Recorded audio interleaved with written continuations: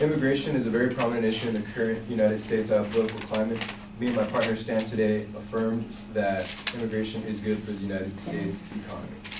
Observation 1, definition, sub-point A. For the purpose of this debate, we will define immigration as being limited to those immigrants migrating into the United States, both legally and illegally, from the country of Mexico.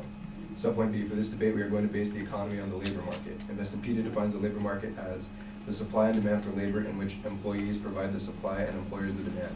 It is a major component of any economy and is intricately tied in with markets for capital, goods, and services.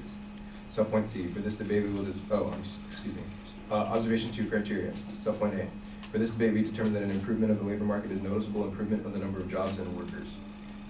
Observation 2, subpoint B, immigration generates growth and employment rather than hurt the economy. Jacqueline Marius, Director of Immigration and Trade Policy, American Auction Forum, March 20th, 2017. The number of jobs in the United States is not fixed. As the U.S. population and labor force has increased, so has total employment. Therefore, adding foreign workers to the economy does not crowd out employment for native workers. To the contrary, immigration generates growth and employment opportunities by increasing the total number of people in the United States. Larger population leads to increased consumption levels, higher demand, and more production. Observation 3, application. Subpoint A. The current labor market facilitates the employment of immigrants. Saskia Sasson, Professor of Sociology at Columbia University, Journal of International Affairs, January 1st, 1990. At the same time, the transformation of the occupational and income structure of the United States itself, in a good part a result of the globalization of production, has created an expanding supply of low-wage jobs. The decline of manufacturing and the growth of services have continued to make more jobs temporary and part-time, reduce advancement opportunity within firms, and weaken various types of job protection. The resulting casualization of the labor market facilitates the absorption of immigrants, including undocumented immigrants. Observation 3, subpoint B.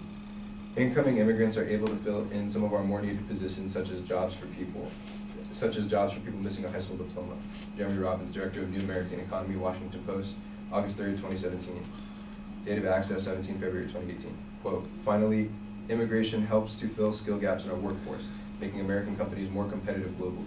Immigrants are far more likely than native-born Americans to lack a high school diploma, and they're also more likely to have a PhD. Subpoint C. Immigration benefits the economy by bringing in people immediately ready to join the workforce.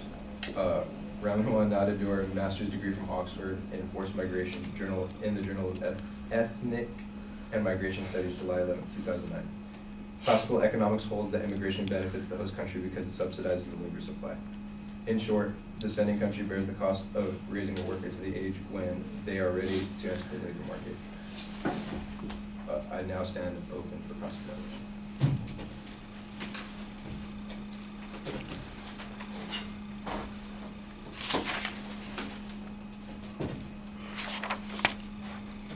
In observation 3, subpoint A, explain what you mean by the current labor market supports immigrants and undocumented immigrants. Immigrants and undocumented immigrants generally are lower skilled than Americans who go through the schooling system.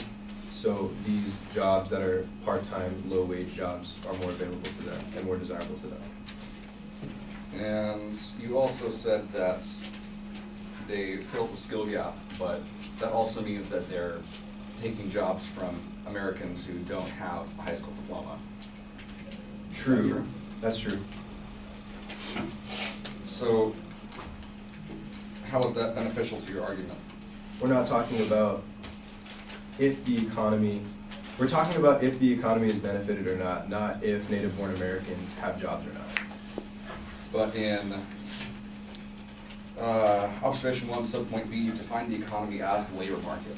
So isn't that contradictory to your first observation? The labor market is defined as supply and demand for labor, not if Americans have jobs or not.